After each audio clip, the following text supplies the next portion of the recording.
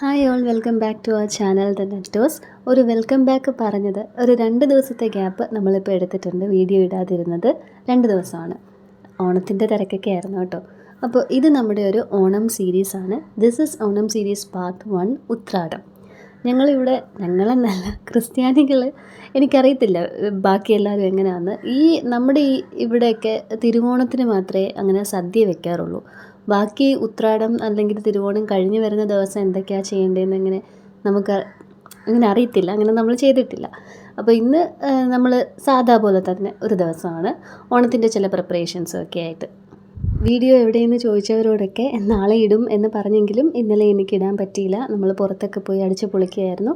അപ്പോൾ അതൊക്കെ Onam series part 2, 3 ഒക്കെ ആയിട്ട് ഞാൻ അപ്ലോഡ് ചെയ്തേക്കാം.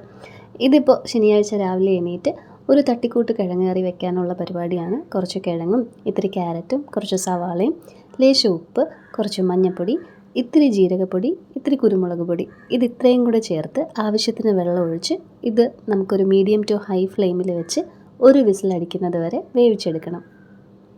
ഇന്ന് ഒരല്പം നേരത്തെയാണ് എണീറ്റിട്ടുള്ളത്. അപ്പോൾ അതുകൊണ്ട് ഞാൻ വിചാരിച്ചു മാവൊക്കെ കുഴച്ച് പൂരി ഉണ്ടാക്കാമെന്ന്. നമ്മുടെ റെഡി ടു കുക്ക് ചപ്പാത്തിയുടെ പാക്കറ്റ്സ് കഴിഞ്ഞിരുന്നു. ഇന്ന് സാറ്റർഡേ ആണ്. സാറ്റർഡേയും ട്യൂസ്ഡേയ്സും ആണ് ആ ചേട്ടൻ ചപ്പാത്തി കൊണ്ടുവരുന്നത്. അപ്പോൾ ഇന്നത് വരുത്തതേ ഉള്ളൂ. പിന്നെ പൂരി ഉണ്ടാക്കാമെന്ന് തീരുമാനിച്ച് നോക്കിയപ്പോഴത്തേക്ക് നമ്മുടെ ഗോതമ്പ് മാവിൻ്റെ ക്വാണ്ടിറ്റി വളരെ കുറവാണ്. എന്നാൽ പിന്നെ ഭട്ടൂര ഉണ്ടാക്കാമെന്ന് വെച്ച് നോക്കിയപ്പോൾ തൈരിരിപ്പില്ല. അപ്പോൾ പിന്നെ ഞാൻ രണ്ടും കൽപ്പിച്ച് മൈദാമാവ് കൊണ്ട് പൂരി ഉണ്ടാക്കാമെന്ന് വിചാരിച്ചു. മൈദമാവിൽ ചെയ്താൽ ഞാൻ മുൻപ് പറഞ്ഞിട്ടുണ്ട്, സാധാരണ ഇവിടെ പൂരി ഉണ്ടാക്കുന്ന ദിവസങ്ങളിലും ഗോതമ്പ് മാവിൻ്റെ കൂടെ ഞാൻ അല്പം മൈദാമാവ് ആഡ് ചെയ്യാറുണ്ട്. ഇതിപ്പോൾ മൈദാമാവ് മാത്രം വെച്ചിട്ട് ഒന്ന് ഉണ്ടാക്കി നോക്കാമെന്ന് കരുതി.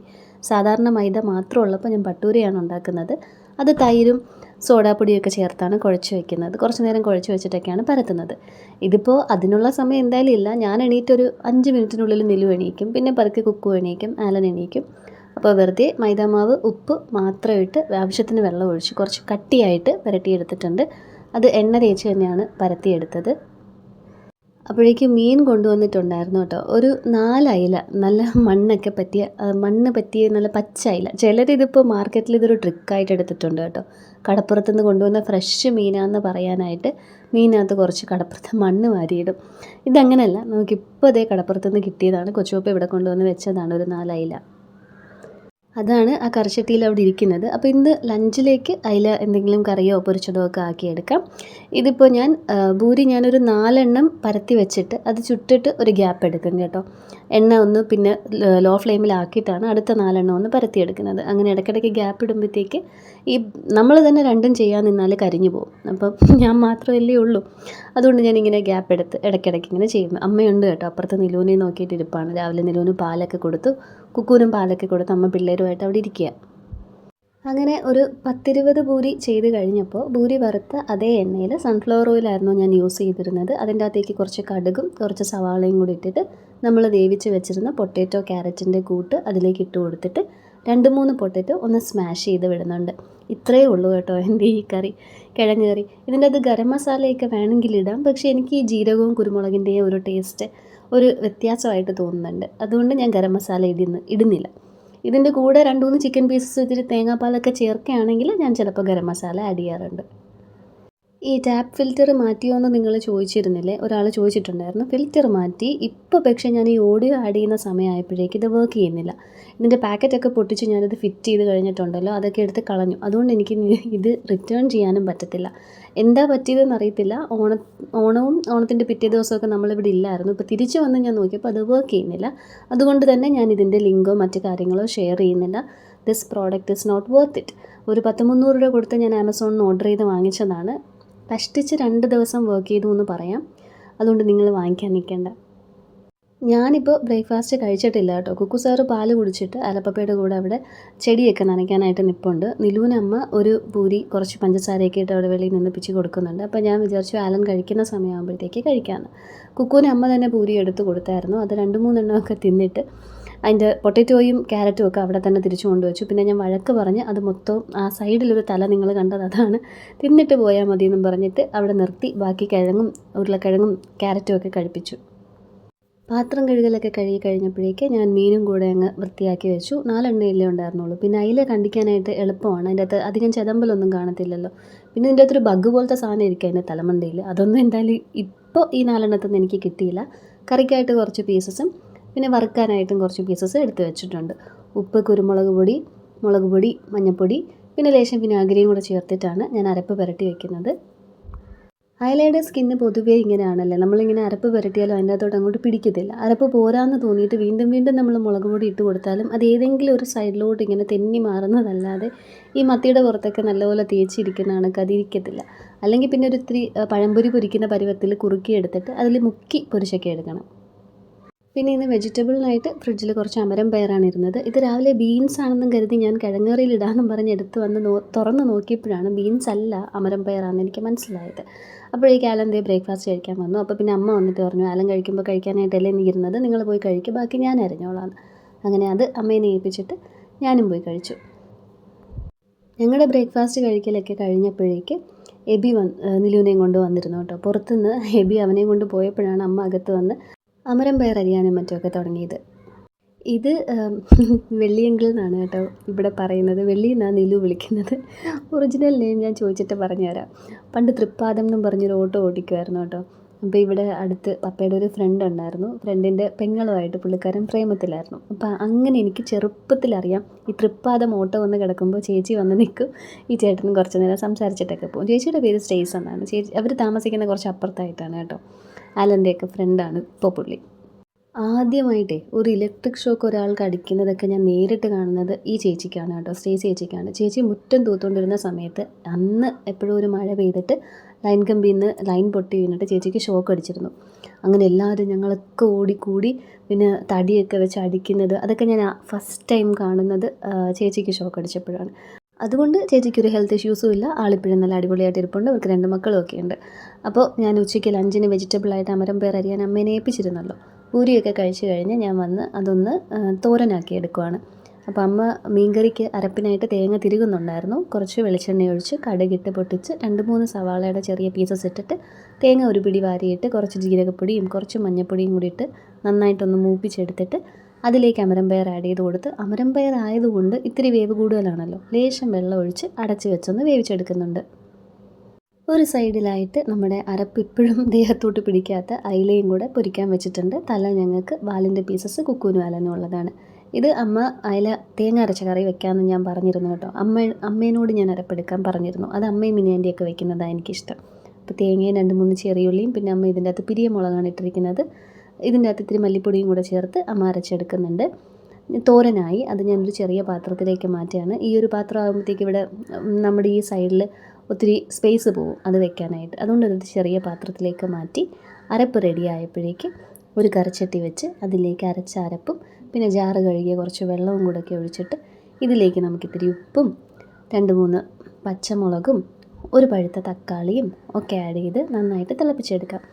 കറി സാധാരണ താളിച്ച് ഇങ്ങനെ ചെയ്ത് മീനൊക്കെ ഇട്ട് തിളച്ച് വരുമ്പോൾ താളിക്കാറുമുണ്ട്. അതല്ല എങ്കിൽ ഈ ഒരു ഗ്രേവിയിൽ ഈ ഒരു പരുവത്തിൽ തന്നെ കുറച്ച് പച്ച വെളിച്ചെണ്ണ ഒഴിച്ച് തിളപ്പിച്ച് കഴിഞ്ഞാൽ ഇത് പിന്നെ ഫ്യൂച്ചറിൽ താളിക്കേണ്ടി വരത്തില്ല. എനിക്ക് ആ പച്ച മണവും രുചിയൊക്കെ ആയിട്ട് ഇരിക്കുന്നത് ഇഷ്ടമായതുകൊണ്ട് തന്നെ ഇത് ഞാൻ പിന്നീട് താളിക്കുന്നില്ല. ഇപ്പോൾ തന്നെ ഇതിലേക്ക് കുറച്ച് പച്ച വെളിച്ചെണ്ണയും കൂടെ ഒഴിച്ചിട്ട് അതങ്ങനെ തിളയ്ക്കാൻ വെച്ചിട്ടുണ്ട്. അത് തിളയ്ക്കുന്ന ഗ്യാപ്പിൽ ആകെ നമുക്ക് ഈ ചീനച്ചട്ടിയും പിന്നെ ഈ ജാറും കൂടെ കഴുകാനുണ്ടായിരുന്നുള്ളൂ. ബാക്കിയൊക്കെ ഇടയ്ക്കും മുറയ്ക്കും ഞാനും അമ്മയായിട്ട് കഴുകുന്നുണ്ടായിരുന്നു. ഈച്ചേനെ കൊണ്ടൊരു രക്ഷയില്ല. ഇത് കണവ മേടിച്ചപ്പം വന്നതാണെന്നാണ് ഞാൻ ലാസ്റ്റ് വീഡിയോയിൽ പറഞ്ഞതെന്ന് തോന്നുന്നു. പക്ഷേ അതല്ല കേട്ടോ, നമ്മളവിടെ വേസ്റ്റിന് കുഴി എടുത്തിട്ടിരുന്നില്ലേ, അപ്പോൾ 2-3 മഴയൊക്കെ കാരണം ആ കുഴി കത്തിക്കാൻ പറ്റിയില്ല. പേപ്പർ പ്ലേറ്റും അതൊക്കെ പേപ്പർ ഗ്ലാസ്സസും ഒക്കെ കിടക്കുന്നത് കത്തിക്കാനോ മൂടാനോ ഇതുവരെ പറ്റിയിട്ടില്ല. അപ്പോൾ അവിടെ നല്ല ഈച്ചയുണ്ട്. നമ്മുടെ കോമ്പൗണ്ടിൻ്റെ തൊട്ടടുത്തുള്ള പറമ്പിലാണ് കുഴി. അപ്പോൾ അതുകൊണ്ടാവണം ഇവിടെയും അപ്പുറത്തെ സേറമോളുടെ വീട്ടിലുമൊക്കെ നല്ല ഈച്ച. അങ്ങനെ അരപ്പ് നല്ല രീതിക്ക് തിളച്ച് വന്നു. അതിലേക്ക് മീനിട്ടു. പാത്രം എടുത്ത് വെക്കാനാണ് ഞാൻ ബാക്കിലേക്ക് പോയത്. അപ്പോൾ ഇവിടുത്തെ പണിയും അവിടുത്തെ പണിയും സേറമോളുടെ വീട്ടിലെ പണിയും ഏകദേശം ഒരു ടൈമിൽ കഴിഞ്ഞതുകൊണ്ട് ഞങ്ങൾ പിന്നെ കുറച്ച് നേരം അവിടെ നിന്ന് പരദൂഷണം പറഞ്ഞു. നാളത്തെ ഓണത്തിൻ്റെ കാര്യങ്ങളൊക്കെ അവരെവിടെയാണ് ഞങ്ങളെവിടെയാണ് ഇതൊക്കെയാണ് പറഞ്ഞുകൊണ്ടിരിക്കുന്നത്. ഇവിടെ ഓണത്തിൻ്റെ പരിപാടികൾ പുറത്ത് തുടങ്ങിക്കഴിഞ്ഞു. എബിയും വെള്ളിയങ്ങളും ഒക്കെ വന്നപ്പോഴത്തേക്ക് നിങ്ങൾക്ക് കാര്യം മനസ്സിലായി കാണുമല്ലോ. അവിടെ പരിപാടികളൊക്കെ തുടങ്ങി. അപ്പോൾ നിലു അവരുടെ കൂടെയാണ്, ഇനി ഇങ്ങോട്ടെങ്ങും വരത്തില്ല. ഞാൻ കുറച്ച് ചോറും എടുത്തിട്ട് അവന് കൊടുക്കാനായിട്ട് പുറത്തോട്ട് പോയി. ഗേറ്റിൻ്റെ പണി കഴിഞ്ഞു കേട്ടോ. ഇനി പെയിൻറ്റിങ്ങും കൂടെ ഉണ്ട്, അത്രയായിട്ടുണ്ട്. ഇത് നിലു സുസു വെച്ചതാണ്. ഇവിടെ മൊത്തം നടന്ന സുസു വയ്ക്കലാണല്ലോ ഇപ്പോൾ പണി. അതുകൊണ്ട് അത് കഴുകി അമ്മ ഉണങ്ങാനിട്ടിരിക്കുകയാണ്. അവന് ഇനി അകത്ത് കൊണ്ടുവന്ന് ചോറ് കൊടുക്കാൻ പറ്റില്ല എന്നെനിക്ക് മനസ്സിലായതുകൊണ്ട് ഞാൻ അവൻ്റെ ചോറും എടുത്ത് അവരുടെ അടുത്തേക്ക് നടന്നു. ഇവിടെ ആകുമ്പോഴത്തേക്ക് ഇനി കുറേ അടവൊക്കെ കാണിക്കും കേട്ടോ. ആ ഒരു കൈ പട്ടിക്കൂടിന് മേളിൽ കാണുന്ന ഒരു കൈ എൻ്റെ അപ്പൻ്റെതാണ്. ഇൻ കേസ് അപ്പനെ നിങ്ങൾ കണ്ടിട്ടില്ല എങ്കിൽ ഇവിടെ മിക്ക ദിവസവും സന്ധ്യയ്ക്കും ഇതുപോലെ വള്ളംകളി നടക്കുമ്പോഴൊക്കെ ഇങ്ങോട്ട് വരാറുണ്ട്. പക്ഷേ ആ സമയത്തൊന്നും എനിക്ക് ക്യാമറ വെളിയിൽ കൊണ്ട് വെക്കാൻ പറ്റാറില്ല. അതുകൊണ്ടാണ് അപ്പൻ ഇങ്ങനെ ഈ വീഡിയോസിലൊന്നും പെടാത്തത്. നിലുവിന് ചോറ് കൊടുത്ത് തുടങ്ങി, അവൻ അടവും തുടങ്ങി. ഇവരൊക്കെ ഉള്ളതുകൊണ്ട് ഇത്തിരി കരഞ്ഞൊക്കെ കാണിച്ച് കഴിയുമ്പോഴത്തേക്ക് എല്ലാവരും എടുത്തോണ്ട് മതി, കൊടുക്കണ്ട, അവനിനി പിന്നെ കൊടുക്കുന്നൊക്കെ പറയുമെന്ന് അവന് നല്ലപോലെ അറിയാം. ഇതാണ് ആൽവിൻ. നോയനെ നിങ്ങൾ കണ്ടിട്ടുണ്ടാവുമല്ലോ വീഡിയോയിൽ. നോയയുടെ പപ്പയാണ് ആൽവിൻ, ആലൻ്റെ കസിൻ. അങ്ങനെ നിലുവിൻ്റെ ചോറ് തീറ്റി മതിയാക്കിയിട്ട് കുക്കു സാറിന് കുറച്ച് ചോറെടുക്കാനായിട്ട് ഞാൻ അകത്തേക്ക് പോയി. അതിൻ്റെ ഇടയിൽ അപ്പനും മോനും കൂടെ ഈ വീഡിയോയിൽ കാണിച്ചതാണിത്. എന്തായാലും എഡിറ്റ് ചെയ്തപ്പോൾ ഇത് കളയണ്ടെന്ന് കരുതി. റെയറായിട്ടല്ലേ ഈ മനുഷ്യനും സ്ക്രീനിൽ വരാറുള്ളൂ, അതവിടെ ഇരിക്കട്ടെ എന്ന് കരുതി.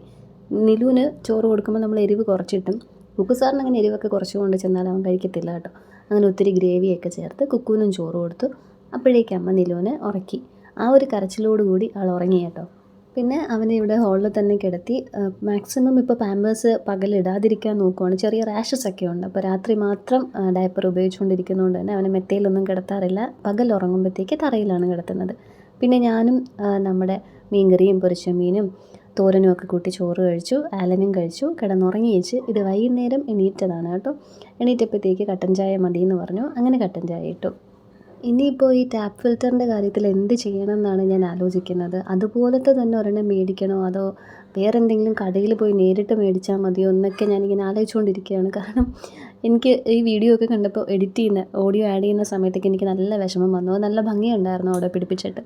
പക്ഷേ എന്ത് ചെയ്യാനാ, ചില സാധനങ്ങൾ ഇതുപോലെ നമുക്ക് കിട്ടുന്നത് പറ്റിപ്പായിപ്പോൾ. അത് സൈറ്റിൻ്റെ പ്രശ്നമല്ല കേട്ടോ, ഇത് ഇടയ്ക്ക് എന്തൊക്കെയോ തിരിമറി നടക്കുന്നതെന്നാണ് എനിക്കിതുവരെ തോന്നിയിട്ടുള്ളത്. കട്ടൻ കാപ്പിയൊക്കെ കുടിച്ച് കഴിഞ്ഞ് ഞാൻ സൺസെറ്റ് ഒന്ന് കാണിക്കാമെന്ന് കരുതിയിട്ട് പുറത്തോട്ട് ഇറങ്ങി. അവിടെ കുക്കു സാറും കൂട്ടുകാരും കൂടെ ഫുട്ബോൾ കളിക്കുന്നുണ്ട്. സൺസെറ്റ് എപ്പോഴത്തെയും പോലെ ദേ ഇവിടെ വരെയായി. ഇനി അങ്ങോട്ട് ക്ലൗഡുമായി. അതുകൊണ്ട് താഴത്തോട്ട് ഇനി അത് വെച്ചിട്ട് കാര്യമില്ല, കിട്ടത്തില്ല. സേറമോള് വൈകിട്ടത്തെ കുളിയും ചായ കുടിയൊക്കെ കഴിഞ്ഞപ്പോഴേക്ക് ഇപ്പുറത്ത് വന്നു. കുക്കു സാറ് സുഭാഷ് കളിക്കുവാണ് ആ വേസ്റ്റ് കുഴിക്കകത്ത് കയറിയിട്ട്. ഈ കുഴിയാണ് ഞാൻ പറഞ്ഞത്, മുഴുവനായിട്ട് അങ്ങോട്ട് കത്തിച്ച് കളയാൻ പറ്റിയിട്ടില്ല. അതുകൊണ്ടാണ് ഇപ്പോൾ ഈച്ച വരുന്നത്. കുക്കു കാണിച്ച പോലെ കാണിക്കാനുള്ള ശ്രമമാണ് കേട്ടോ നിലുവിൻ്റെത്. ലില്ലിയമ്മച്ചിയുടെ വീട്ടിൻ്റെ ആ ലോൺ ഏരിയയുടെ എൻഡിലായിട്ട് നിങ്ങൾ ശ്രദ്ധിച്ചിട്ടുണ്ടാവും. അമ്മയും ലില്ലിയമ്മച്ചിയും മണിച്ചേൻ്റെയും ആച്ചിയമ്മയും എല്ലാവരും അവിടെ ഇരിപ്പുണ്ട് ഇവരെ നോക്കാനായിട്ട്. പിന്നെ കുക്കു ഒരു റെയർ ആവശ്യവുമായിട്ട് വന്നിട്ടുണ്ട്. സാധാരണ കട്ട് തിന്നാറാണ് പതിവ്. ഇപ്രാവശ്യം വന്ന് ഇങ്ങനെ ചോദിച്ചതുകൊണ്ട് ഞാൻ ബൂസ്റ്റ് ഒരു പാക്കറ്റ് എടുത്ത് കൊടുക്കാമെന്ന് കരുതി നോക്കിയപ്പോഴേക്ക് ഓൾറെഡി ഒരു പാക്കറ്റ് അതിൽ എടുത്തിരിക്കുന്നു. അപ്പോൾ ഞാൻ പറഞ്ഞു ഇനി നിനക്ക് തരുന്നില്ല, അത് നീയല്ലേ കഴിച്ചത്, ഇനി സേറ ഷെയർ ചെയ്യട്ടെ. അത് സേറമോൾക്ക് കൊടുത്തില്ല കേട്ടോ, ഇവൻ ഒറ്റയ്ക്ക് കഴിച്ചതാണ്. അതുകൊണ്ട് അത് ഞാൻ സേറമോളുടെ കയ്യിലേക്ക് കൊടുത്തു, എല്ലാവരും ഷെയർ ചെയ്ത് കഴിക്കാനായിട്ട്. പിന്നെ സേറയും കുക്കുവും നിലുവും കൂടെ അതൊക്കെ ഷെയർ ചെയ്ത് കഴിച്ചു. നിലു ഇതിപ്പോൾ ഒരു പാക്കറ്റ് ഇവരുടെ കയ്യിൽ കണ്ടു കഴിഞ്ഞാൽ പിന്നെ മാറത്തില്ല കേട്ടോ. അവന് വേണ്ടി സെപ്പറേറ്റ് ഒരു പാക്കറ്റ് ഞാൻ കൊടുക്കണമെന്നും പറഞ്ഞായി പിന്നീട് ഗുസ്തി. പിന്നെ ഒരു വിധം ഞാൻ എല്ലാത്തിനെയും കൂടെ ഒന്ന് ഉരുട്ടിപ്പരട്ടി പറഞ്ഞൊക്കെ സമാധാനിപ്പിച്ച് വിട്ടു. ഇത് ക്യാമറയ്ക്ക് വന്നൊരു ഹായ് പറയുന്നതാണ് കേട്ടോ. ഇപ്പോൾ ഓൾറെഡി 2 പാക്കറ്റ് ബൂസ്റ്റ് ഇവർ കഴിച്ചു കഴിഞ്ഞു. പിന്നെ ഇനി കൊടുത്താൽ ശരിയാവത്തില്ലല്ലോ. അങ്ങനെ എല്ലാത്തിനെയും കൂടെ ഓടിച്ചു. ഈ 2 ദിവസത്തെ വീഡിയോ കാണാതായപ്പോൾ എനിക്ക് മെസ്സേജ് അയച്ച് ചോദിച്ചവരോട് എനിക്ക് ഒരുപാട് താങ്ക്സ് ഉണ്ട് കേട്ടോ. നിങ്ങളെന്നെ ഓർത്തല്ലോ, എന്ത് പറ്റി ചേച്ചി വീഡിയോ ഇല്ലാത്തതെന്ന് നിങ്ങൾ ചിന്തിച്ചല്ലോ. ഇന്ന് വൈകുന്നേരത്തെ ചായക്ക് പ്രത്യേകിച്ചൊന്നും ഉണ്ടാക്കാതിരുന്നത് കൊണ്ട് ഒരിടനേരത്തെ വിശപ്പ് വരുമല്ലോ. ആ വിശപ്പിനായിട്ട് ഫ്രിഡ്ജിലിരുന്ന് കുറച്ച് മുട്ട എടുത്ത് പുഴുങ്ങാമെന്ന് വിചാരിച്ചപ്പോൾ ഫ്രിഡ്ജിൽ മുട്ട ആകെ 2 എണ്ണേ ഉള്ളൂ. അങ്ങനെ അത് പുഴുങ്ങിയെടുത്ത് കുറച്ച് ഉപ്പും കുരുമുളക് പൊടിയും മുളക് പൊടിയും ഒക്കെ ഇട്ട് ആലന് കൊടുക്കാമെന്ന് കരുതി. എനിക്ക് ഈ ഉച്ചയ്ക്ക് ഹെവി ആയിട്ട് ഫുഡ് അടിച്ച് കഴിഞ്ഞാൽ വൈകുന്നേരത്ത് അങ്ങനെ വിശപ്പൊന്നും വരാറില്ല കേട്ടോ. ഇതിപ്പോൾ എഗ്ഗ് ഞാൻ എടുത്തതേ ഇത്തിരി നേരത്തെ ആയിപ്പോയി. ഇത് അങ്ങോട്ട് പുഴുങ്ങി വന്നിട്ടുമില്ല. എന്നാൽ അകത്ത് മറ്റേ ബുൾസൈഡ് പരുവത്തിലാണ് ഇരിക്കുന്നത്. കൈ ഒന്ന് ചെറുതായിട്ട് പൊള്ളിയിട്ടുണ്ട്, നല്ല ചൂടുണ്ടായിരുന്നു. നമ്മൾ രാവിലെ വെച്ച ആ ഉരുളക്കിഴങ്ങ് ക്യാരറ്റിൻ്റെ ഗ്രേവി ആ കറി ഇരിപ്പുണ്ട് കേട്ടോ, കുറച്ച് ബാക്കി ഇരിപ്പുണ്ട്. അപ്പോൾ ഇന്ന് ചപ്പാത്തിക്ക് അതുകൊണ്ട് ഞാൻ പ്രത്യേകിച്ച് കറിയൊന്നും ഉണ്ടാക്കുന്നില്ല, അതൊന്ന് ചൂടാക്കി എടുക്കത്തതേ ഉള്ളൂ. അങ്ങനെ എൻ്റെ വൈകിട്ടത്തെ പരിപാടികളൊക്കെ ഏകദേശം ഒതുങ്ങി കഴിഞ്ഞപ്പോഴേക്ക് ഈ ഉറങ്ങി എണീക്കുമ്പോൾ 6 മണി ആവുന്നത് കൊണ്ട് തന്നെ ചായയുടെ കൂടെ ഡിന്നറിൻ്റെ പരിപാടികളും തുടങ്ങി. ഇതെല്ലാം കൂടെ ഒരു 8:30 മണിയാകുമ്പോഴാണ് ഞാനങ്ങ് അവസാനിപ്പിക്കുന്നത്. അങ്ങനെ പിന്നെ ആലിനുള്ള ചപ്പാത്തിയും ഇതിപ്പോൾ നിലുവിനുള്ള അമൃതവും കൂടെ കാച്ചിയെടുക്കുന്നതാണ് കേട്ടോ. അമൃതത്തിൽ രാത്രി കാച്ചുന്ന അമൃതത്തിൽ പ്രത്യേകിച്ച് വേറൊന്നും ഇടാറില്ല, പാല് ചേർക്കാറേ ഇല്ല, ചീത്തയായി പോവും. ലേശം ഉപ്പ്, പഞ്ചസാര, പിന്നെ അമൃതം പൊടി, ആവശ്യത്തിന് വെള്ളം എടുത്തിട്ട് ഇത് നന്നായിട്ട് തിളപ്പിച്ച് കുറുക്കിയെടുക്കും. പിന്നെ ഇത് ചിലപ്പോൾ വെള്ളത്തിലൊക്കെ ഇറക്കി വെച്ച് തണുപ്പിക്കാറുണ്ട്. അപ്പോൾ ഇതിൻ്റെ അകത്തൊരു ചേച്ചി എനിക്ക് കമൻറ്റ് ഇട്ടു, അങ്ങനെ വെള്ളത്തിൽ വെച്ച് തണുപ്പിക്കേണ്ട മോളെ, അല്ലാതെ തന്നെ വെച്ച് തുറന്ന് വെച്ച് തണുപ്പിച്ചാൽ മതിയെന്ന്. അങ്ങനെ ഞാൻ പിന്നെ ഇപ്പോൾ നമ്മുടെ ആ ഡൈനിങ് ടേബിളിൽ ഫ്രൂട്ട്സൊക്കെ മൂടുന്ന കൂടെയില്ലേ, അതൊക്കെ വെച്ചിട്ട് തൽക്കാലം ഒന്ന് അടച്ചൊക്കെ വെച്ച് ഇത്തിരി ഗ്യാപ്പൊക്കെ, അല്ലെങ്കിൽ ഒരു പാത്രം വെച്ച് അടയ്ക്കുവാണെങ്കിൽ ഒരു ഇത്തിരി ഗ്യാപ്പൊക്കെ ഇട്ട് കൊടുത്തിട്ട് അങ്ങനെ തണുപ്പിച്ചെടുക്കാറാണ് പതിവ്. അതുകൊണ്ട് തന്നെ ഇതിപ്പോൾ ഇച്ചിരി കൂടെ നേരത്തെ കാച്ചും. മുൻപ് ഇത് ഞാനൊരു 9 മണി, 8:30, 8:45, 9 മണിയാകുമ്പോഴാണ് കാച്ചുന്നത്. ഇതിപ്പോൾ ഡിന്നറിൻ്റെ കൂടെ അതങ്ങ് കാച്ചും. അതാകുമ്പോൾ കിച്ചൺ ക്ലീൻ ചെയ്യുന്ന സമയത്ത് ഇത് കുപ്പിയിലേക്കും ഗ്ലാസ്സിലേക്കും ഒക്കെ ഒഴിക്കാനുള്ള പാകത്തിന് തണുത്തിരിക്കും. ചപ്പാത്തിയുടെ ചേട്ടൻ ഞങ്ങൾ അവിടെ ആ കരിക്കൊക്കെ തിന്നുകൊണ്ടിരുന്നില്ലേ, ആ സമയത്ത് വന്നിട്ടുണ്ടായിരുന്നു കേട്ടോ. അങ്ങനെ 2 പാക്കറ്റ് ചപ്പാത്തിയും വാങ്ങിച്ചിട്ടുണ്ടായിരുന്നു. ചപ്പാത്തി രാവിലെ ഞാൻ പറഞ്ഞല്ലോ ചപ്പാത്തി ഇല്ലാതിരുന്നു എന്ന്. ശനിയാഴ്ചയും ചൊവ്വാഴ്ചയും വരും. അപ്പോൾ ഇന്ന് സാറ്റർഡേ ആയതുകൊണ്ട് തന്നെ ഇന്ന് വന്നിട്ടുണ്ടായിരുന്നു. 2 പാക്കറ്റ് അടുപ്പിച്ച് അങ്ങ് വാങ്ങിച്ചു. ഒരു പാക്കറ്റ് 25 റുപ്പീസിന് കിട്ടും കേട്ടോ നമുക്ക്. നല്ല ചപ്പാത്തിയാണ്. കടയിൽ ഈ 40, 35 ഒക്കെ ആവുന്നുണ്ട്. പക്ഷേ എനിക്ക് ടേസ്റ്റിൽ ഒരു ഡിഫറൻസും തോന്നുന്നില്ല. അതുകൊണ്ട് ഈ ചേട്ടൻ്റെ അടുത്ത് നിന്ന് തന്നെ മേടിക്കും. ഇത് മാത്രമല്ല കേട്ടോ, പുള്ളിക്ക് ഷോള്, ദുപ്പട്ട, പാൻസ് ഇതൊക്കെ വിൽക്കുന്ന പരിപാടിയും കൂടെ ഉണ്ട്. അപ്പോൾ അതും ഇതിൻ്റെ ഇടയിൽ തന്നെ കച്ചവടം നടക്കും. ഒരു വലിയ ചോക്ലേറ്റ് ക്യാൻഡിയുടെ ബോക്സിൻ്റെ അകത്താണ് ഞാൻ ചപ്പാത്തി അടുക്കി ഫ്രിഡ്ജിലേക്ക് വെക്കുന്നത്. അതാകുമ്പോൾ ഫ്രിഡ്ജിനുള്ളിൽ ഇത് നീറ്റായിട്ടിരിക്കും. കവറാകുമ്പോഴത്തേക്ക് ഒരുമാതിരി അലമ്പായിട്ടിരിക്കും. അപ്പോൾ ഇന്നത്തെ എൻ്റെ രാത്രിത്തെ പരിപാടികളൊക്കെ ഇവിടെ കഴിഞ്ഞു. തിരുവോണം വ്ലോഗുമായിട്ട് പാർട്ട് 2 നാളെ കാണാം. വീഡിയോ ഇഷ്ടപ്പെട്ടിട്ടുണ്ടെങ്കിൽ സബ്സ്ക്രൈബ് ചെയ്ത് സപ്പോർട്ട് ചെയ്യുമെന്ന് പ്രതീക്ഷിക്കുന്നു. ബൈ.